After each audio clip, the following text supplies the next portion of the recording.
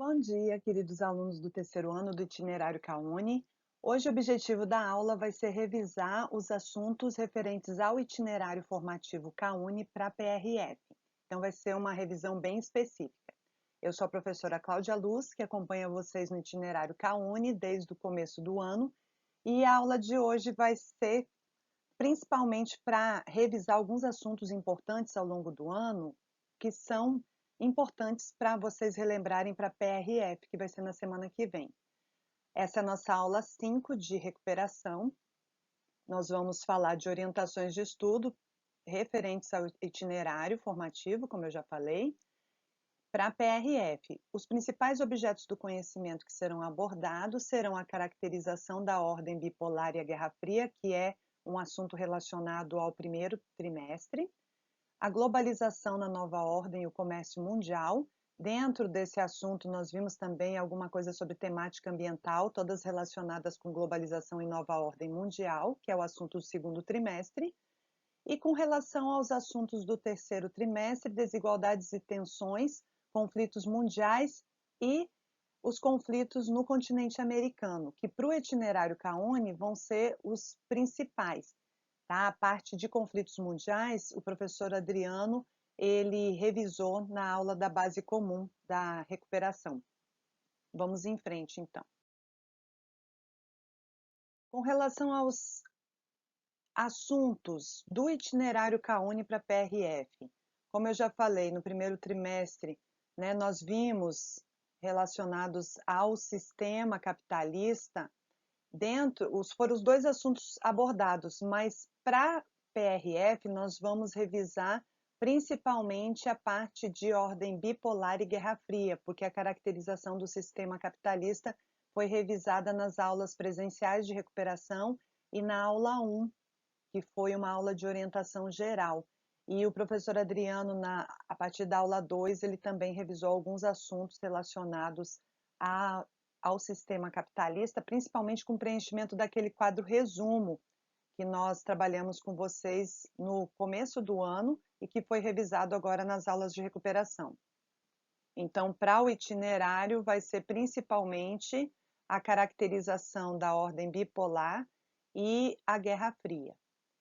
Do segundo trimestre, nós vimos globalização da economia mundial, que para PRF, dentro do itinerário CAUNI, eu vou abordar principalmente uma revisão relacionada à importância regional do Brasil, principalmente o Bloco Econômico Mercosul, do qual o Brasil faz parte, com relação à questão ambiental na nova ordem, principalmente os problemas relacionados ao clima e ao aquecimento global. E com relação ao assunto que nós estudamos no segundo trimestre, relacionado a Estado como gestor do desenvolvimento econômico, eu vou revisar com vocês os trunfos, principalmente relacionados à questão de extensão territorial e a Amazônia Verde e Azul. E do terceiro trimestre, como eu já falei, foi um assunto relacionado a desigualdades, tensões e conflitos, as questões geopolíticas mundiais que foram revisados na base comum e com destaque no itinerário CAUNI para os conflitos na América. Só para relembrar aqui, ó, os assuntos da base comum relacionados ao primeiro, segundo e terceiro trimestre que foram revisados agora ao longo das aulas de recuperação e que serão importantes porque serão cobrados na PRF. Eu, inclusive, sugiro, pessoal, que se vocês ainda estão com dúvida em algum assunto, que vocês revejam antes da prova, na semana que vem, vocês revejam as aulas de recuperação. Com essa aula de hoje, foram 5 aulas de recuperação. Na segunda-feira, que é véspera da prova, vai ser feito um plantão de dúvidas presencial no Colégio Militar. E se vocês tiverem ainda alguma dúvida, podem usar os fóruns do bloco da base comum e o fórum aqui do bloco de recuperação, tá? Para tirar alguma dúvida que porventura ainda exista. E revejam as aulas, né? São só 5 aulas de recuperação e as aulas elas foram montadas bem em cima do que será cobrado na PRF. Então, com relação às ordens mundiais, nós vimos principalmente as do século XX em diante, que foram a ordem bipolar, que foi uma forma de organizar o mundo geopoliticamente, economicamente também, pós-Segunda Guerra Mundial. Então, eram polos hegemônicos onde essa divisão foi estabelecida a partir do poderio bélico. Então, era o principal padrão de poder. Só para relembrar aqui, ó, eram dois polos. O polo hegemônico do bloco capitalista era os Estados Unidos. Aqui em laranja nós temos os países que faziam parte desse bloco capitalista, e o outro bloco que se opunha ao bloco capitalista, liderado pela antiga União Soviética, era o bloco socialista, né, do qual fazia parte a antiga União Soviética, a Europa Oriental, e a China também fazia parte desse bloco, e Cuba, aqui no continente americano. E alguns países, como vocês podem ver, eles eram não alinhados a esses polos hegemônicos.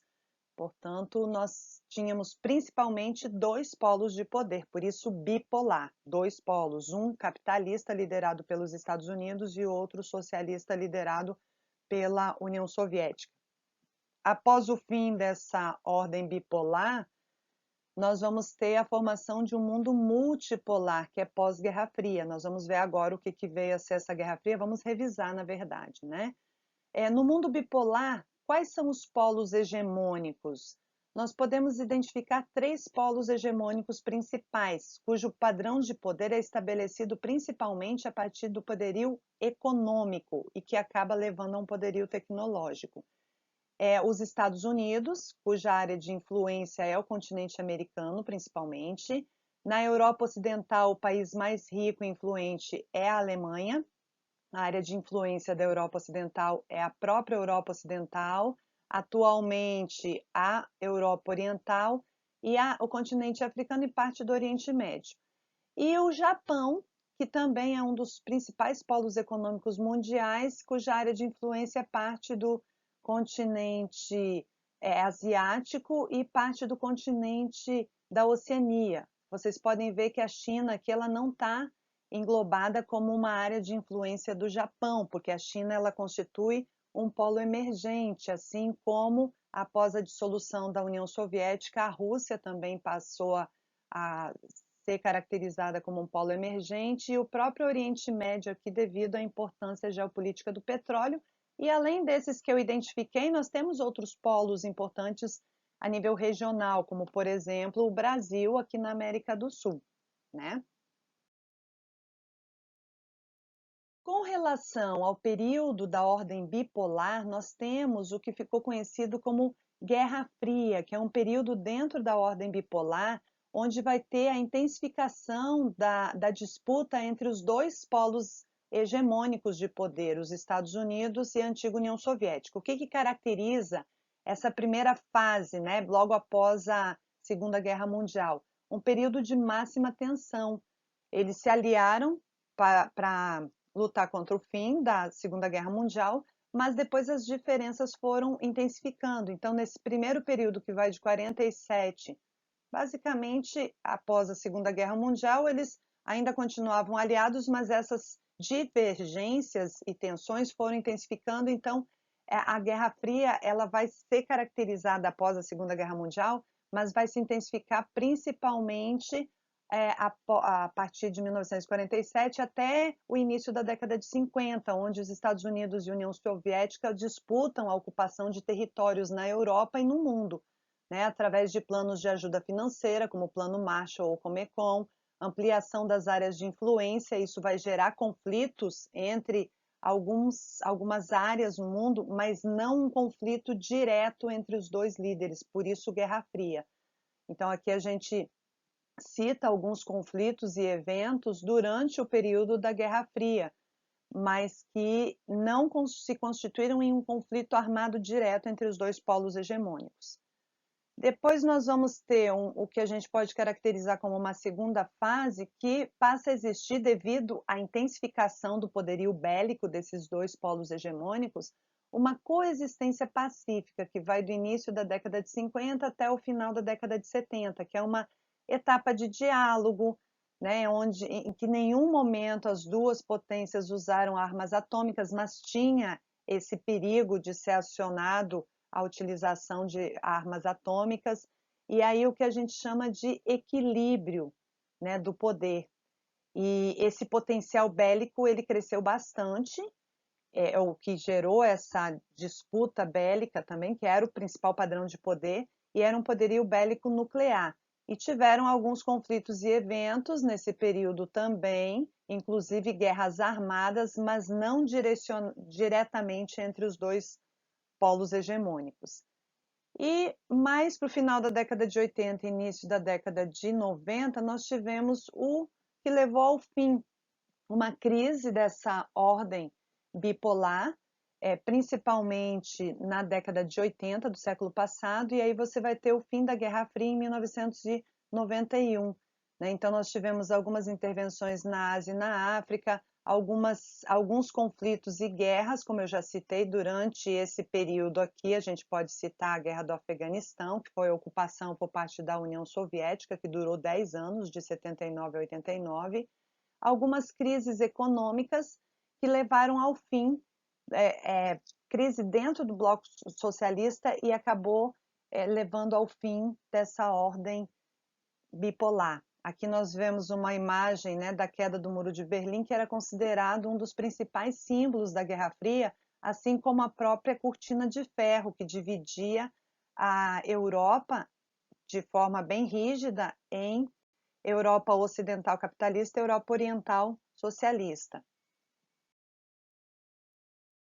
Então, como eu falei aqui, durante esse período da ordem bipolar, nós tivemos vários conflitos no mundo, mas não chegou a existir um conflito armado direto entre os dois polos hegemônicos, daí o nome Guerra Fria. Um dos principais símbolos da Guerra Fria foi o Muro de Berlim. Ele dividiu a cidade de Berlim. Vamos entender melhor isso.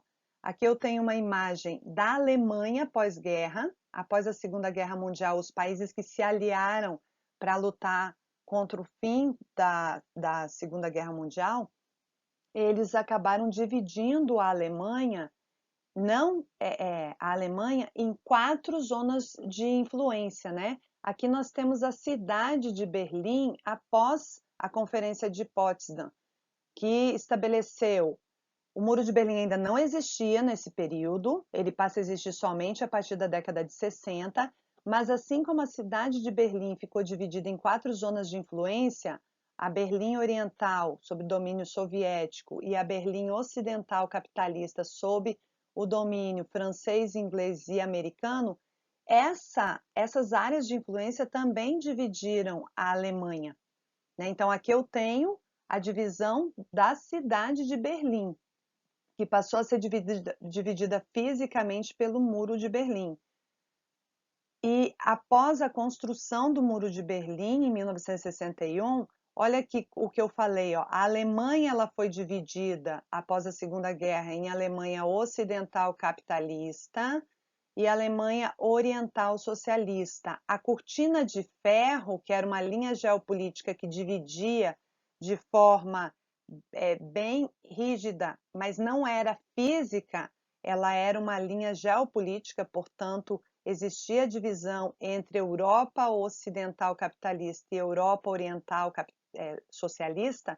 Essa linha geopolítica não coincide com o Muro de Berlim, como vocês podem ver. Aqui ampliando a cidade de Berlim, que ficou dentro da zona oriental, portanto socialista, a cidade de Berlim também ficou dividida após a Conferência de Potsdam e até após a Segunda Guerra Mundial, em Berlim Ocidental capitalista e Berlim Oriental socialista. E por isso que o muro foi construído na década de 60, porque as pessoas da parte oriental começaram a migrar para a parte ocidental buscando melhores condições de vida e um modo de vida com menos repressão. E aí você acaba tendo a imposição de barrar essas migrações por meio de um muro, que foi o Muro de Berlim, que junto com a cortina de ferro que dividiu a Europa e a Alemanha em oriental e ocidental, a cortina de ferro foi um dos símbolos da Guerra Fria e o Muro de Berlim também. O que levou à crise no bloco socialista e a queda do Muro de Berlim. A queda do Muro de Berlim, ela simbolizou o fim da Guerra Fria, mas efetivamente a Guerra Fria ela acabou na década de 90 com a dissolução da União Soviética. Isso deu início à reunificação da Alemanha. As causas dessa crise, tanto no bloco socialista como na Alemanha, foi a insatisfação da sociedade com os governos autoritários, a pouca liberdade de expressão, insatisfação com a crise econômica e a questão política, o surgimento de movimentos de oposição, e os primeiros sinais manifestaram-se na Alemanha Oriental e na Europa Oriental, principalmente na Hungria, Polônia, né, que eram países da Cortina de Ferro. A Cortina de Ferro eram países que eram considerados satélites da União Soviética, mas não eram repúblicas da União Soviética. As consequências da crise no bloco socialista foi a derrubada do Muro de Berlim no final da década de 80, 1989, a reunificação da Alemanha em 1990, a abertura de fronteiras em países da antiga Europa, da antiga Cortina de Ferro, que são países que fazem parte geopoliticamente da Europa Oriental, e eleições em alguns países, né? E isso, a Polônia, que eu citei, porque foi o primeiro país a realizar eleições livres desde a Segunda Guerra, né? Após a socialização, quando houve essa abertura, a Polônia foi o primeiro país a realizar eleições livres. Tendo fim a ordem bipolar, o que surge é uma ordem multipolar, como eu já falei para vocês, a divisão socioeconômica do mundo em norte rico e sul pobre. Você não tem mais aquele conflito leste-oeste, onde o leste era oriental socialista e o oeste era ocidental capitalista. E com relação a algumas principais mudanças, com o fim da ordem bipolar e o surgimento de uma nova ordem, é que você vai ter uma nova etapa de relações geopolíticas. Então, algumas características aqui na intensificação da globalização e outros problemas que não as diferenças entre socialismo e capitalismo, outros problemas em âmbito mundial foram se tornando mais evidentes. Então, você vai ter outras problemáticas, como a preocupação com a erradicação de pobreza, né, a preocupação com a degradação ambiental. Não que isso não existisse antes, pessoal, mas você vai ter uma intensificação de alguns movimentos relacionados a essas questões e a preocupação também com o terrorismo internacional. No meio ambiente global, em diversos segmentos da sociedade, você vai ter uma busca por ações ambientais e políticas públicas mais próximas de um desenvolvimento sustentável, que é algo que já vinha sendo discutido nas conferências mundiais de meio ambiente, a partir da década de 70, mas principalmente a partir da década de 80, que vai passar a ser mais debatida essa questão aí de sustentabilidade social e ambiental a partir do relatório Brundtland. E na primeira conferência do meio ambiente, feita pela ONU, promovida pela ONU em 92, que ficou conhecida como ECO 92, se discutiu a questão de desenvolvimento sustentável e isso vai passar a ser uma prática nas próximas conferências mundiais de meio ambiente. Então, você vai ter um reforço da economia mundo, aqui eu coloquei entre aspas, por conta da intensificação da globalização, expansão das empresas transnacionais que cruzaram as fronteiras dos estados nacionais, então isso já a partir da década de 70, 80 do século 20, você teve uma expansão dessas multinacionais, mas você vai ter um reforço dessa característica, né? Porque essas multinacionais elas vão buscar ainda mais regiões que atendam de forma mais adequada os seus interesses econômicos.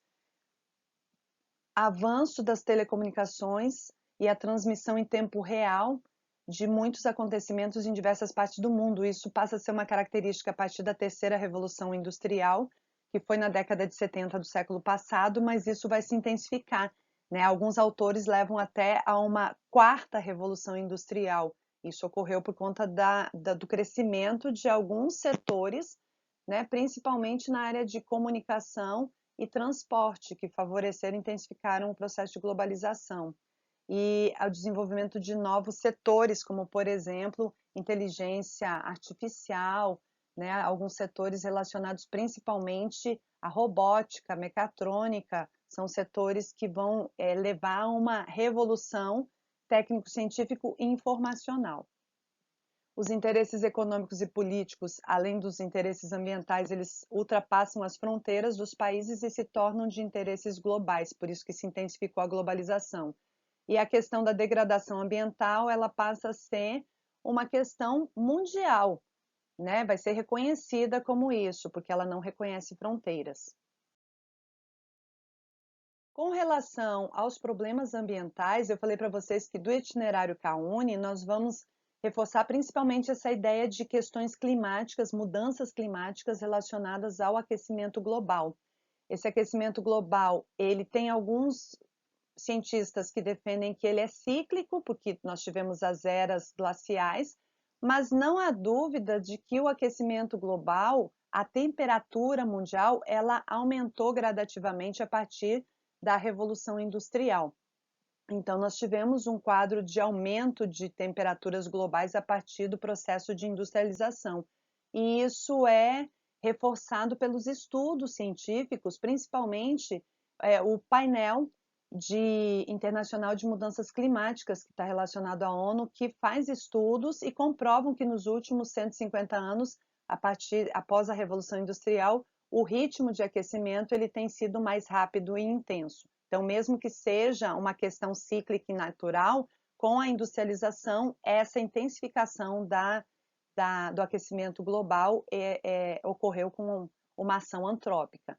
Né? Então, esse quadro demonstra que a sociedade se apropria dos recursos naturais, aparentemente sem se preocupar com as gerações futuras, e a utilização desses recursos está poluindo o planeta e trazendo graves problemas ambientais. O quadro que ele se refere é esse quadro de anomalia da temperatura a partir do processo de industrialização, que é um gráfico que tem no material de vocês, só para comprovar que a partir do século XVIII, principalmente a partir do final do século XIX, com a segunda Revolução Industrial, você vai ter um aumento gradativo da temperatura do planeta que excede a meio grau, podendo chegar até 1 grau e meio, que é o limite estabelecido pelo Acordo de Paris.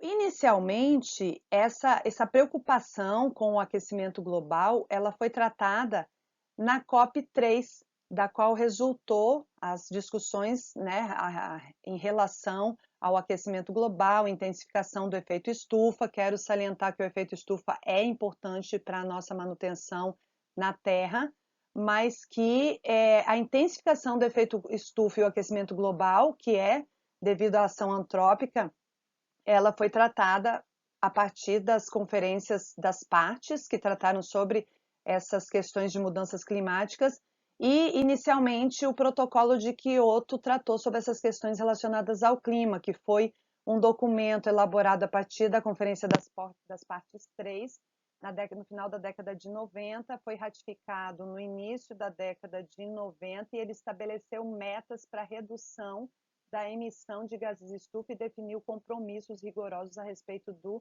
aquecimento global e do clima, das mudanças climáticas. Esse protocolo foi ratificado no final da década de 90, entrou em vigor a partir da década de 2000 e ele, volta e meia, essas metas são discutidas e estabelecidas novas metas. Foi o que aconteceu agora na última conferência de meio ambiente, Conferência das Partes de número 26, que aconteceu agora esse ano.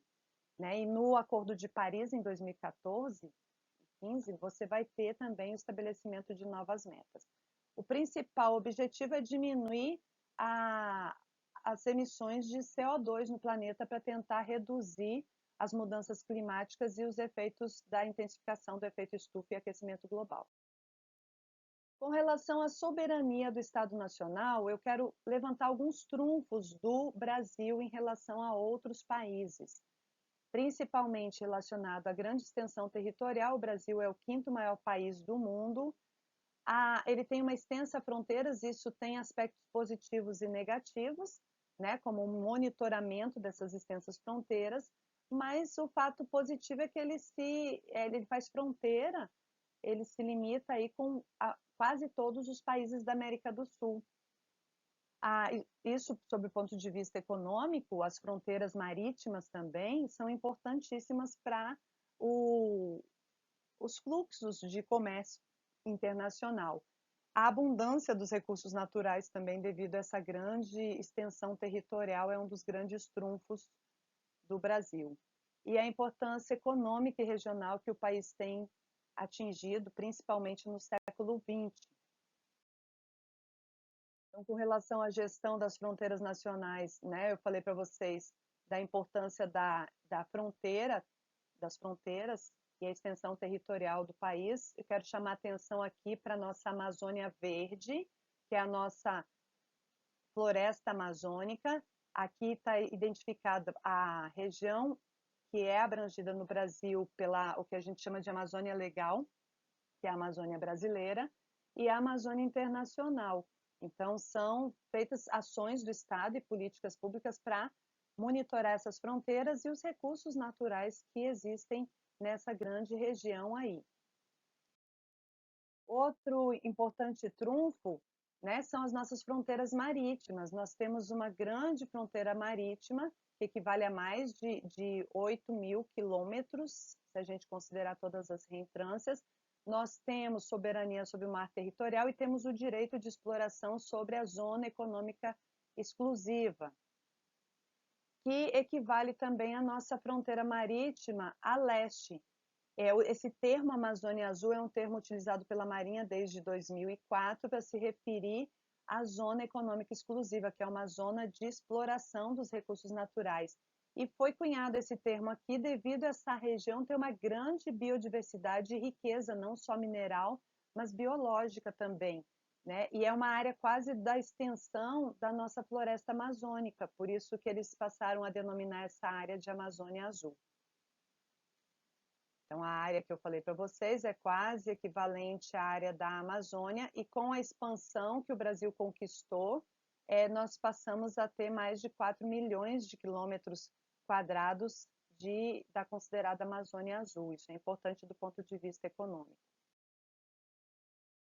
Com relação à abertura econômica e a importância regional que o Brasil conquistou nos últimos anos, eu quero destacar o Mercosul, que é o bloco do qual o Brasil faz parte na América do Sul desde o início da década de 90. Atualmente, a Venezuela está suspensa por conta da crise econômica e política que o país enfrenta.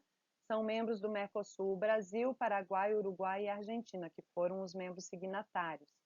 Eu quero chamar a atenção aqui com relação aos blocos econômicos. O principal objetivo de um bloco econômico é fortalecer a economia e o comércio entre os países membros. Então, eles reforçam algumas características para intensificar esse comércio entre os países membros. Acaba que quem é de fora do membro tem algumas restrições, né, com relação a tarifas alfandegárias, por exemplo, e entre os países membros você tem o objetivo sempre de reduzir ou eliminar barreiras alfandegárias de importação e exportação para exatamente fortalecer e intensificar o comércio entre os países.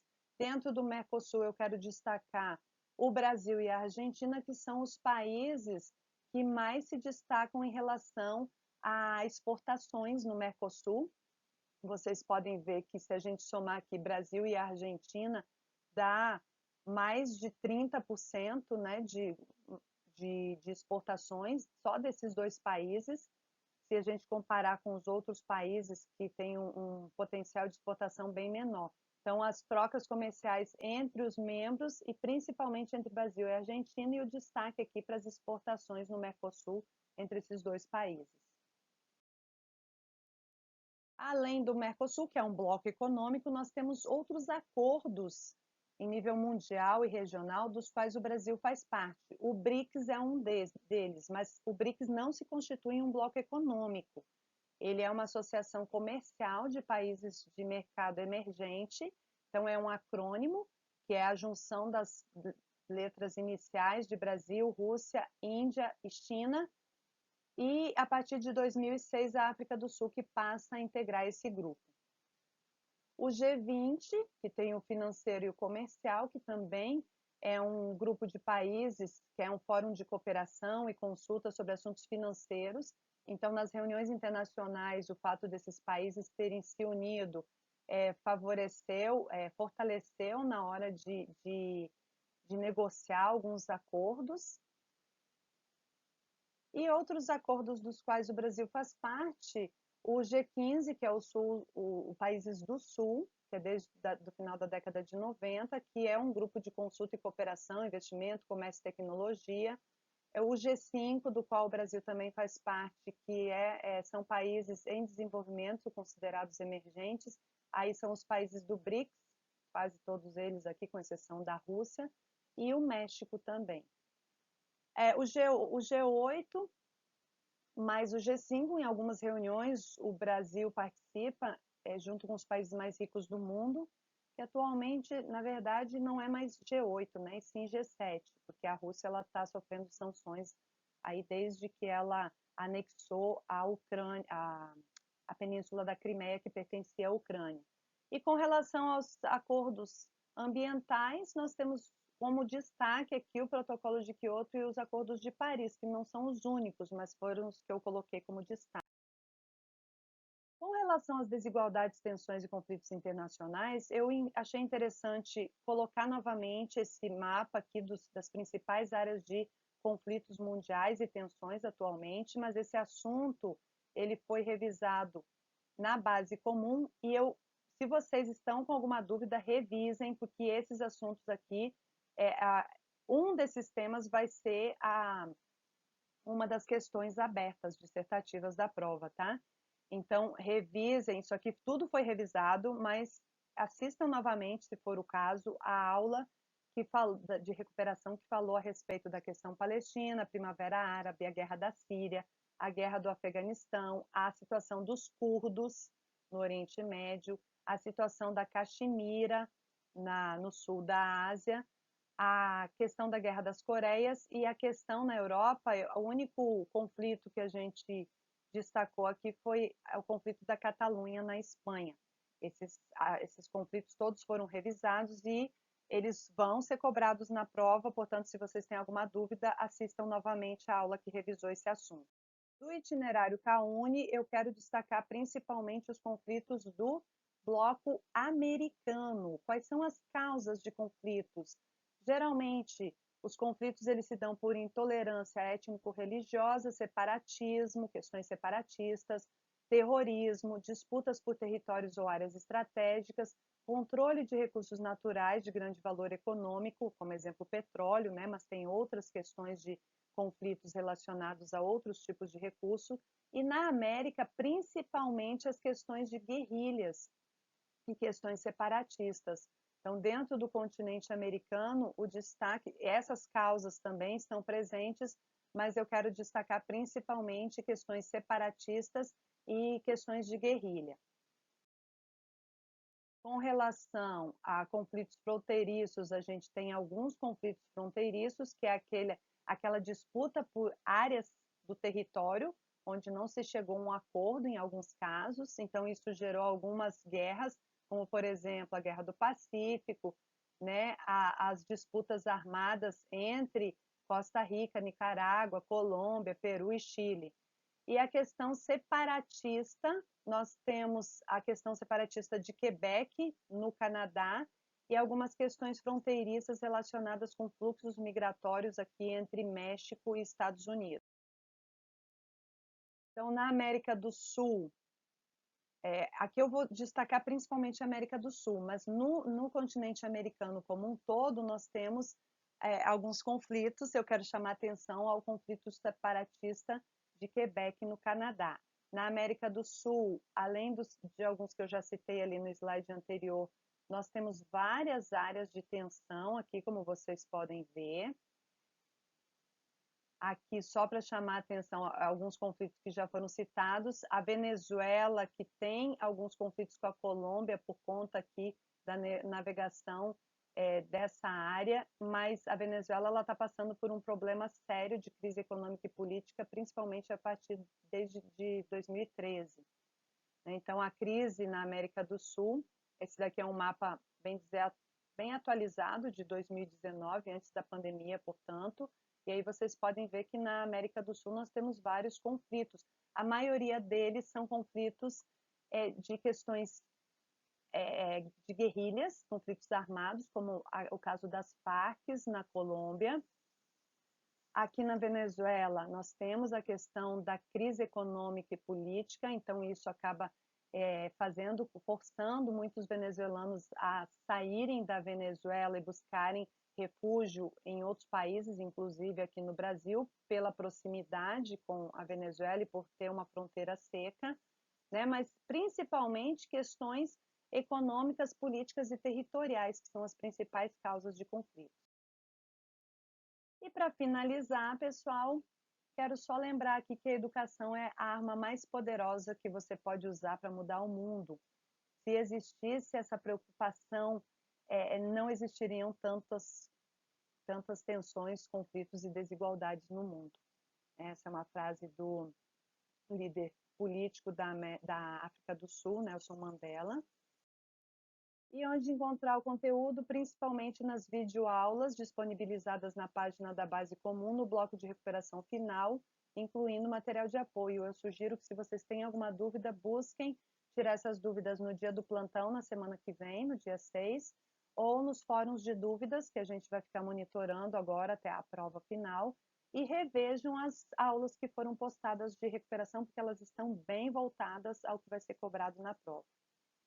O livro de vocês é principalmente o livro do capítulo 3, com relação ao sistema capitalista e economia mundial, são os capítulos 25 e 26, e com relação aos conflitos mundiais, 29 e 30. Nem todos os conflitos que foram abordados nas aulas estão nos capítulos do livro, por isso que eu sugiro que vocês revejam as aulas de recuperação se tiverem alguma dúvida, ou nos procurem nos fóruns, ou no plantão na segunda-feira. Tchau, tchau, uma boa prova para vocês, e muita sorte e bons estudos.